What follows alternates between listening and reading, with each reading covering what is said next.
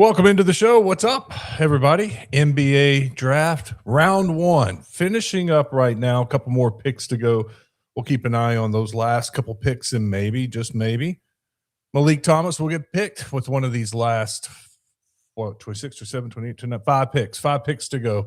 The Knicks and Lakers just exchanged picks and made a couple, but no Malik Thomas. The big news: Darius Acuff is going to the Sacramento Kings. We're going to talk about that. Anthony Kristensen from the Arkansas Democrat-Gazette, wholehogsports.com is going to stop by. He is their basketball guy. I've been following and writing about Acuff and Malik Thomas and Trevin Brazile leading up to the draft. So we're going to get him on here, have a little fun tonight, and talk about that first round as it's finishing up.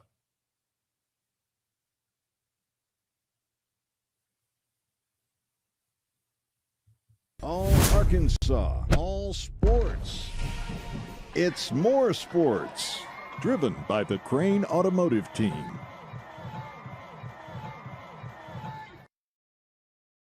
Watching the draft, it kind of went as planned. The first 7 picks, pretty much just all these mock drafts had it lined up with DeBanza going, then Darian Peterson and Boozer, and then you had Caleb Wilson. And then it was 5, 6, 7. It was like, which guards are going to go? But these mock drafts pretty much nailed it. And Darius Acuff ends up at number 7 to the Sacramento Kings. And look, the Kings haven't been good for a while. I mean, they've been struggling. You hate that for him. But the positive about this is Sacramento came into this draft wanting to find a franchise point guard, and they got that. You know, they had De'Aaron Fox. They traded him away in 2025. Last year, it was Schroeder and Westbrook running the show. They needed a point guard desperately after only winning they lost 60 games last season. They lost 22 games.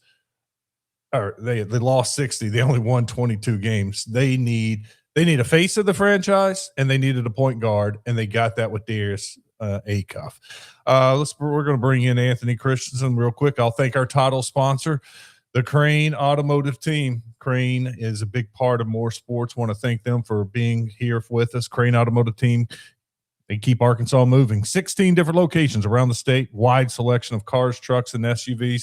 It's easy to find the right vehicle close to home. And every vehicle is backed by the Crane commitment, giving you confidence long after you drive off the lot. Visit craneteam.com today. And Centennial Bank sponsors the ticker: strength, consistency, and the commitment to building trust. That is Centennial Bank. For generations, Arkansans have relied on Centennial Bank for steady guidance, local decision-making, and financial solutions that stand the test of time. Discover the strength of a bank that believes trust is earned every day. Visit my100bank.com or stop by your local Centennial Bank member FDIC. And if you're looking for security for your home or your business or upgrading, I highly recommend A-Plus Alarm and Security Services. I've been using them for 20 years. They put in my alarm and my camera system. Reliable protection you can count on. A-Plus Alarm truly is the key to peace of mind. Call them at the number on your screen, 851-7587, or visit aplusalarm.net today.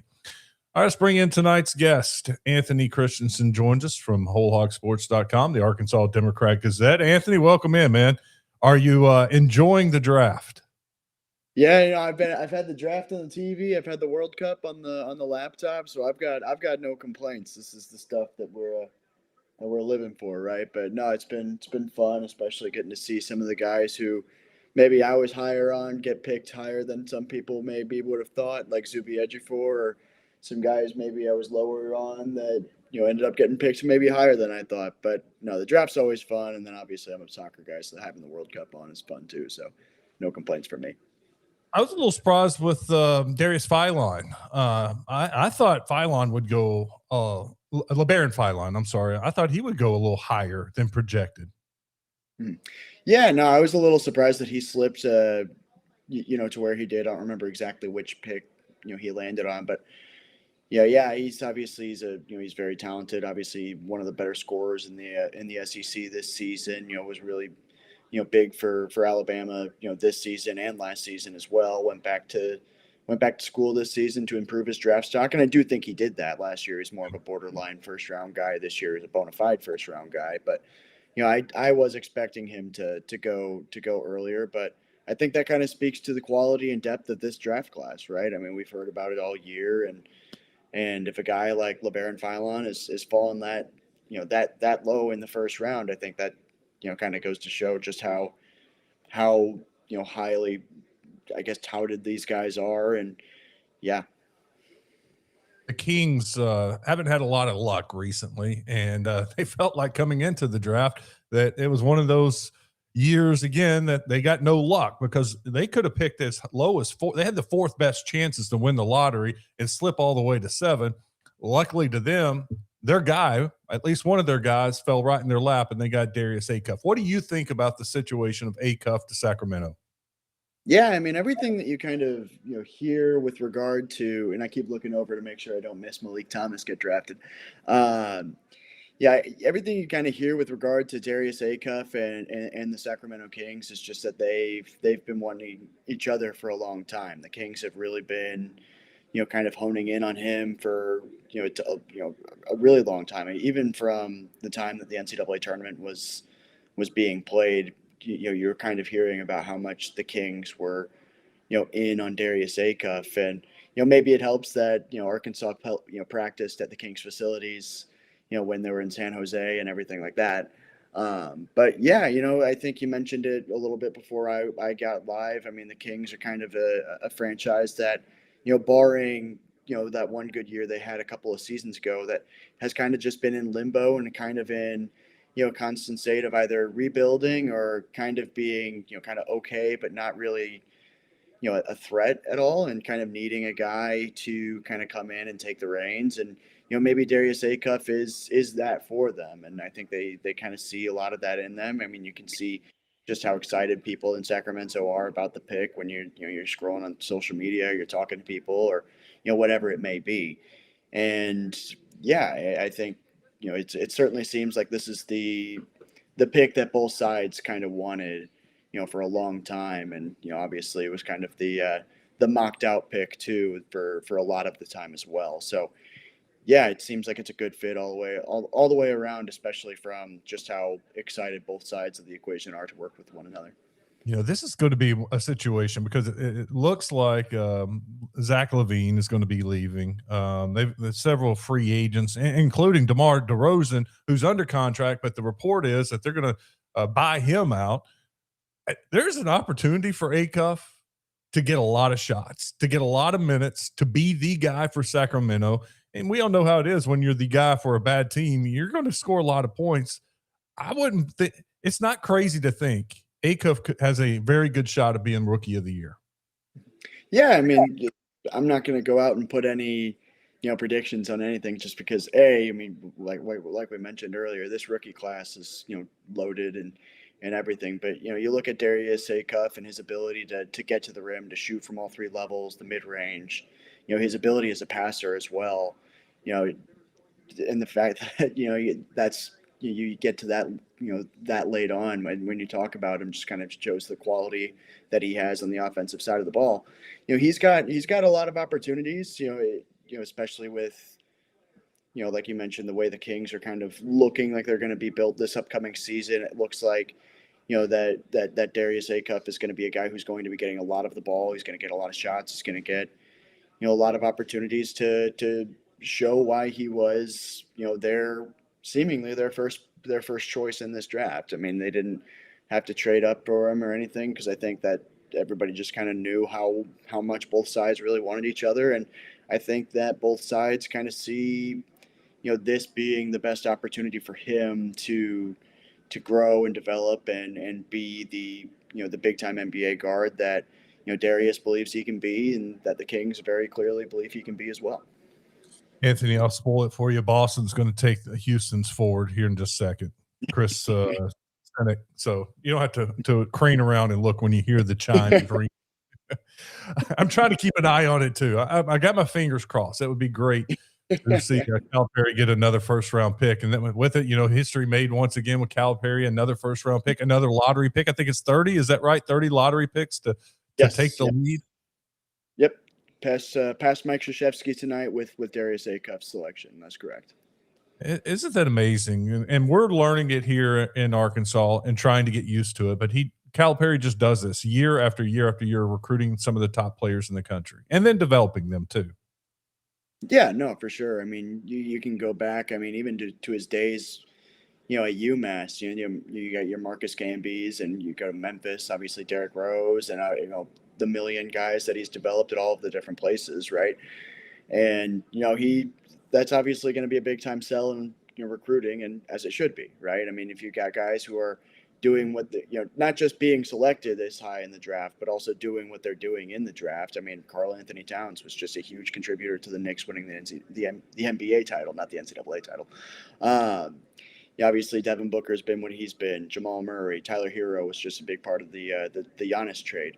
So obviously that it's not just that his guys get drafted, it's that his guys also go into the league and they have a ton of success in the league for the most part. So I think obviously, yeah, that's a credit to him and all of his coaching staffs throughout the years, and then obviously a credit to those players as well for being willing to buy in and go all in on what they're trying to tell them. So yeah, it's obviously it's an impressive record, right? I mean, it's you pass Coach K in anything, obviously it's going to be very impressive. But there's a reason that he's in the Hall of Fame, and obviously Darius Acuff is another name added to a very long list. And I know Malik Thomas isn't going to go in the lottery, but I still kind of expect him to go in one of these last few picks in the first round, and if not, then he'll get picked very early in the second round, and he's going to get his guaranteed contract wherever he's picked. But yeah, another pick to go on to a very long list for sure. Isn't it crazy? Calipari's sitting right there, right in the middle, right behind AJ DeBanza. And then I look later on when the Michigan guys, Dusty May was on the outside looking in. And I'm like, he just won a national championship. Now he's the coach of the Mavs, and he was outside the barricade trying to get in to hug his players. And Calipari's right there front row at one of the tables. Mm-hmm. Yeah, no, I'm curious to know now that since Dusty May is officially NBA personnel since he took the Mavs job, is he not allowed to be in the actual green room with the players? Is that against the rules? I'm genuinely I don't know. What a wild story that was to wake up to yesterday, but or not necessarily wake up to, but I was going about my day, and then I get a notification on my phone. It's, Dusty May is going to the NBA, and it's like, what? But yeah. That was as a Mavs fan, and I'd heard, that they were going to reach out to him or Shire at Duke, and still when it happened, I was caught off guard a little bit, and then very surprised. It makes sense for the Mavs, and the big, they needed some size on the front line, but to take another Michigan player, I don't think Dusty May had a lot to do with it because he's been there like 24 hours. He may have, I'm sure, talked to him a lot before getting the job about his Michigan players. But and that brings me to a point I was going to ask you about fit. I got it why Acuff didn't go to the Clippers, with Darius Garland, another smaller point guard. They wanted a Wagler, a bigger guard. It made sense. I thought, though, Brooklyn was going to take Acuff. Even though the mock drafts were all saying that the Clippers were going to take him, I was a little surprised Brooklyn went that way. I was too. I wasn't necessarily stunned by it, but I did. As each draft pick kind of goes by, I'm changing out all the team names on my pre-write just to make sure I've got it ready as quickly as possible. And I did think that the Nets were going to be the final version. Whenever it came out, the Wagler was going to the Clippers, and all of that. That none of that is to take away from Mikel Brown. Obviously, a really high level player, a guy who can do some of the same things that Darius Acuff can do. Different players, but they have some similarities in their games. I think Mikel Brown's a little bit bigger, if I'm not mistaken, and maybe the Nets maybe thought he was a little bit more polished on the defensive end. Maybe that's where that comes in. I'm not sure. I'm not in that draft room, but when you look at Mikel Brown, I think the big thing that a lot of NBA front offices were looking at with him wasn't necessarily his Louisville tape. It was his USA basketball tape and how big of a reason he was for the USA U18s going on and winning the World Cup. I think it was last summer, when really I thought, and a lot of other people thought as well, that he should have been the MVP of that tournament over AJ DeBanza. So I think that's kind of where a lot of NBA front offices Hmm. got most of their, I guess, input, if you will, on Mikal Brown, just because of how impressive he was in that tournament. Not to say that he was unimpressive at Louisville. He obviously had a lot of great sparks, and he had some injury issues throughout the season as well that kind of maybe dampened some things as well. But I think that's probably why that happened. If you were asking me to make a guess, that would be my reasoning behind it. Would be looking at his USA basketball tape and seeing just how well he performed there, and obviously he was a very highly recruited guy before that as well. So I think that's probably where it was. But I am with you in saying that I was a little bit surprised that Mikal Brown went before Darius Acuff. Even with obviously the natural fit that the Kings were for Darius Acuff. I had some friends texting me. They felt like Darius, his family got the short end of the stick on ESPN. It was a very quick interview. And I tried to explain to him Darius isn't a very good interview, and they probably realized that talking to him before, and and just doing their homework. You've interviewed him a lot. How tough of an interview can he be? Yeah, it's it can be good, and I think it's with everybody. Maybe it kind of sometimes depends on the mood and everything. Like after they're eliminated, I'm not gonna just go up to them and just expect the best interview in the world, right? But he had some nice moments throughout the season as well. So it kind of depended on the questions you ask. Obviously, you know, I'll admit that sometimes I didn't ask him the best questions on earth. It just kind of happens day to day. But sometimes guys just don't, I guess, give the longest or most insightful answers. He did have some good answers throughout the year as well. But I wasn't necessarily shocked that the the interview was that short. That's for sure. But obviously, super cool moment for him and the family and everybody involved. And talking to them and getting to know them. It's kind of throughout the year. I mean, not necessarily his family as much, but getting to talk to Darius throughout the year. It's a cool moment to see somebody go and achieve their dreams. So, short quote or not, it's still a cool moment. That's what I was going to say. Short and to the point, and which is fine unless you're with the media and you're wanting to get some meteor, some personality coming out and it helps with the story. And you don't normally get that with Acuff, not that type of guy, at least in front of the cameras or in front of the microphones. I guess he's the kind that lets his play do all the talking. Oh yeah, for sure. For sure. I mean, it almost got to the point this year where it's like you don't really know what else to write about with Darius Acuff, just because he did so much, particularly on the offensive end. Just I mean, the way he ended the season, I think he was averaging, what was it, 30.1 points per 40 minutes, which was in the 99th percentile in the country. And just the way he performed in the SEC tournament, the NCAA tournament, and yeah, I mean, obviously that Alabama game is obviously going to stick out even with the loss and everything like that. So, yeah, I mean, a lot of the play does a lot of the talking. And, some of the best quotes I got about Darius Acuff were from, opponents, walking into the Hawaii locker room before that game, just kind of talking to them about scouting and prepping and doing all that. And they gave me a lot of really cool and insightful answers and everything with regard to him. So, yeah, sometimes you got to be creative when guys don't I guess talk as much as maybe you would want to. Brooklyn's taking Josh Jefferson from Iowa State at 28. So we got two more to go at 29. And I'm a Mavericks fan, so I know they have pick number 30. And I would love a shooting guard. You can never have enough shooters. And so that's why I'm a little surprised that some of these teams with good records at the end of the first round haven't added another shooter, because who couldn't use one more really good shooter? Mm-hmm. Yeah, no, I was a little surprised that the Knicks didn't end up taking Malik Thomas. I maybe I'm misremembering, but I thought that I had heard there was some mutual interest there. And yeah, obviously the Knicks just won the NBA title, so it's not like they're struggling for anything at the moment, especially with the dominant run that they had to win the NBA title.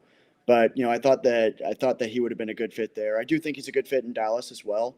Mhm. Especially with how they kind of trying to build the roster around Cooper Flag now. I think you add a shooter like Malik Thomas to that roster. I think that would be a really nice addition to a team that is. I don't know what to necessarily expect from them in year one under Dusty May. But I do think that Malik Thomas would be a nice addition, a nice good fit for that roster. I did see a mock draft, and I think it was 2 different mock drafts that did have the Cleveland Cavaliers at number 29 taking Malik Thomas. And that one does make a lot of sense. Kind of the theory of what I was just talking about, a really good team just adding and stockpiling another shooter. And the Mavs, and I was just checking, Koa Pete's still on the clock or still out there, which is a shocker to me. I mean, when Koa Pete came out, and I know he was debating whether to stay in or go back to college, and I thought it was a no-brainer for him to go to the NBA. I was thinking, somewhere around 15 for him, and for him still to be available. A lot of mock drafts I saw had the Mavericks taking him with the 30th pick. Now, even though they got their, the big guy from Michigan, I don't know if they would go with Koa Pete or not. I was looking though, Anthony, Sacramento picks tomorrow 34 and again at 45. I don't know if Malik lasts all the way to 45, but that'd be that would be a cool story if Malik and Darius both go to Sacramento. Yeah, or I mean, Trevin Brazil will probably be around at 45 too. So I mean, that would be kind of a neat one as well. I mean, with Malik Thomas, I think the big thing that you get with him, especially with the value you're going to get with him with at this stage of the draft or in the early second round is, I mean, you're going to get a guy who's going to be a guy who gets a guaranteed deal, which at the end of the first and at the start of the second isn't always necessarily a guarantee. In this draft class, it obviously is with the depth and strength of it. And then with regard to Koa Pete, he didn't necessarily test all that well at the combine. Didn't really shoot, quite as well as he would have wanted. And, I think that's the big, I guess, question mark with regard to Koa Pete was, is he going to be able to have more of a shooting range? Because obviously the athleticism is there. Obviously the strength is there. Obviously the post game is there. But, he didn't really shoot that well at Arizona this year.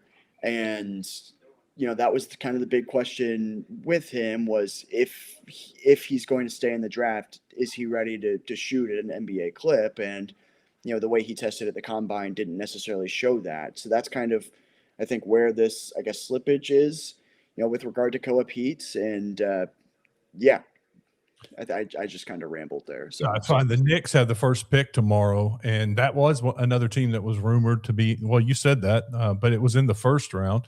And then with pick 32 is Memphis, and I've always said Memphis is starving to get into the Arkansas market. They would love to get Little Rock, North Little Rock, Central Arkansas, become bigger Memphis Grizzlies fans. And I've always said the best way to do it is go get some Razorbacks or get a Razorback.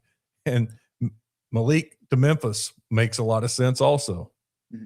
Yeah, I mean, it's another one where it's kind of a roster that's kind of retooling. Obviously, they're trying to offload John Morant a little bit there, or not a little bit, but kind of seems like that's going to be the move. And they traded away the Bennett Sturts pick from earlier tonight for I think a couple of second round picks. So it's an interesting, I guess, build going on in Memphis. Obviously, Cameron Boozer's headed that way, and I think that's a great fit. I'm a huge Cameron Boozer fan, not just from his college, but I think his game translates to the NBA extraordinarily well, and he's a guy who's won at every level. So I think you would expect that to continue, especially if if they build the correct roster around him. But yeah, I think Memphis, not just for the reasons you mentioned of obviously the marketing aspect of it and getting a lot more Arkansas fans kind of involved in the fan base, but from a fit perspective as well. I think Malik Thomas would be a really nice fit for that roster. I mean, when you have a guy like Cameron Boozer who can play, just is as versatile as he is and can play out of the post, pass out of the post, and do everything like that, that's going to create space for a guy like Malik Thomas to get those nice shots that he likes. And yeah, I think that would be a really nice fit for him if he is to fall all the way to them. Yeah, get Edie healthy. That would help also open up some space for a shooter. By the way, the pick is in. Cleveland did not take Malik Thomas, so it's last one. Mavs are on the clock to finish up the first round. You fully expect, before we get out of here, Trevin Brazil to go sometime tomorrow? I would think so. I mean, when you look at Trevin Brazil, obviously the age is, I guess, the factor in him, just being in the range that he is. But when you look at him, he's a versatile big man who, can stretch the floor, he can shoot threes, and he's a pretty good rim protector as well. He's got really good defensive analytics, which I don't think he necessarily got enough credit for, this past season at Arkansas. And obviously, his offensive game, is what it is. The athleticism is there. Maybe a little bit smaller on the smaller size for an NBA big, but I think with the athleticism that he has, I think he's a guy who can step in and be, ready to compete at that kind of level. So I think, with him, you've got, a high floor, maybe not necessarily a super high ceiling, but, a high floor pick in the second round. I think that's, something that a lot of teams are going to find, appealing. And, sometimes with, second round big men, sometimes teams will, take a flyer like, hey, can we, find a guy of equal or better value, next year's second round. But, when you have a guy like Trevin Brazil, who has, a lot of these intangibles, the athleticism, the defensive effort, and some stuff like that. And when you look at his, advanced analytics, it looks like stuff that's going to, at least to some level, translate. I think that, some team in the second round is going to find that appealing enough to take him in that round. And I think that will be, a good value pick, because I think he's a guy with the skill level and the tools to stick in the NBA for a little while. All right. I know we're 1 year away from next year's draft. How many Razorbacks do you expect we're talking about in the first round next year? Oh man, that's a tough one. Just because, I mean, obviously it's going to depend on, how well a lot of these freshman guys are going to come in and translate to the college level, right? In which, when you've got the coaching staff Arkansas has, you would expect them to do that, right? So I'm a huge Jordan Smith believer. I think he's a guy who's going to come in and be, an immediate contributor at, an extremely high level. He's a little bit of a different kind of Cal guard. He's a, big time defensive guy. His wingspan is, I don't remember exactly what it measures, but it's legit. And he's improving his distribution, he's improving his shooting. So I think he's a guy who, to me, especially with next year's draft looking to be a little bit weaker than this year's draft on paper, at least, I think he's a guy who, for sure looks like he can be, a first round pick. I think, when you look at a guy like JJ Andrews, who has the athleticism he has, a guy like Abdou Toure who can, shoot and distribute and, is the athlete he is. And then maybe a guy like, Mika Miranen, who, is, his highlights are great, but, how much is the IQ piece going to come along? And if it does, I think that bodes really well for him. My dog is drinking water very loudly in the background, so I apologize if you can hear that. So I'll say probably, at least a couple. I hesitate to put an exact number on it, but at least a couple. I'll go that way. I like Mika Mourning a lot too. I think this dude is going to have every opportunity with his athleticism to go early, and Billy, can't forget about Billy. And if he shows that big jump, he could be in the conversation next year. So I think next year is going to be a lot of fun. Let's make it a date. Let's plan on doing this again next year and talking about all the Razorbacks going in the first round. By the way, Dallas took Koa Pete. Yeah, I didn't look, but I heard. Yeah, and I think, though, the report is they're trading him to Phoenix. So maybe getting the big man earlier and had value and traded him. But anyway, so Malik Thomas falls to the second round, but we fully expect him to go early tomorrow night. Hey, this was fun, Anthony. I appreciate you coming on and giving us a little insight on these Razorbacks. Thank you. Absolutely. Thanks as always for having me on. Yep, Anthony Kristensen joining us. Let's take a quick break and we'll wrap this thing up. Arkansas, the natural state. We love being outside. Whether you're fishing, hunting, hiking a mountain, or having a day on the lake, the Crane team helps you get there with a great selection of trucks and SUVs. New full-size four-wheel drive crew cabs like F-150, Sierras, and Silverados are discounted up to $13,000 off. And you can get interest rates as low as 0% on a great selection. Let the Crane team help you get outside and enjoy our beautiful state. Visit us today at craneteam.com. Strength isn't built by chance. It's built step by step, choice by choice. At Centennial Bank, we believe it's the everyday actions done with care, done consistently, that lay the foundation for something greater. That's how we build trust. That's how we build strength. Let us help you create a strong financial game plan. When we work together, we win together. Centennial Bank, member FDIC. Round is over, and it's Darius Acuff, 7th pick to the Sacramento Kings. Malik Thomas did not get drafted. Trevin Brazil did not get drafted. Here's what the first couple of picks look like tomorrow night to start the second round. New York Knicks pick first. And pre-draft, there was a lot of interest. Malik Thomas in the New York Knicks would not surprise me if he is the first overall pick in the second round tomorrow night. Memphis Grizzlies picked second at 32. Then it's the Brooklyn Nets. Then Sacramento Kings at 34. That would be awesome. I mean, to go to a struggling franchise, it would be nice to have a buddy and a teammate there with you, that somebody you're familiar with. Maybe that would be good for both of them if they end up at 34. Spurs at 35. That would be an awesome situation for Malik Thomas.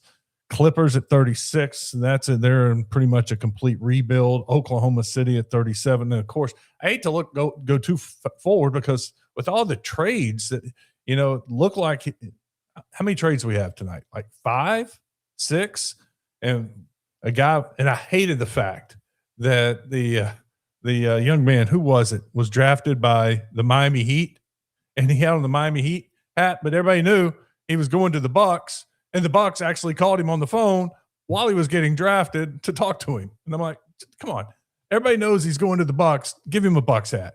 Let's don't have pictures taken in the Heat hat. It's one of the things about the NBA draft that drives me crazy. Sorry, I'll get off my soapbox. But that's it. That's a first couple of picks tomorrow, or Malik Thomas could be going. 31 Knicks, Memphis 32. That would be cool. I don't want him to go into Brooklyn. 34 to Sacramento would be awesome. 35 to San Antonio would be awesome. So, and then Trevin Brazil, hopefully sometime tomorrow in the second round, will be selected, and there'll be 3 Razorbacks taken in the NBA draft. That is going to do it for tonight. Hope you like this video. Like it on YouTube. Hit the thumbs up button. Go subscribe on YouTube. Check out some of the other videos we have over there. The Paul Biancardi video is doing really well. A lot of people's checking that out. Paul's a great interview. In fact, there are 2 parts to it. So if you watch one part, look for the second. One ran on Friday. The other one ran on Saturday. So 2 Paul Biancardi interviews over there. Tomorrow, we're going to talk about the new stadium rights deal. Yeah, it was leaked accidentally today on the Morning Mayhem by one of the Razorbacks' big donors, that she had to come back from New York tonight and be there at the stadium for the naming rights deal tomorrow at noon. So we're supposed to have a big press conference tomorrow with the naming rights of the stadium. So we're going to talk about that tomorrow. I've got one of the commits, Razorback football commits, lined up. He's going to be joining us later this week. So we'll get to know one of the newest Razorback commits. So a couple things to look forward to on More Sports. Thank you for watching. Have a great night, and join us tomorrow night for More Sports. All Arkansas, all sports. It's More Sports, driven by the Crane Automotive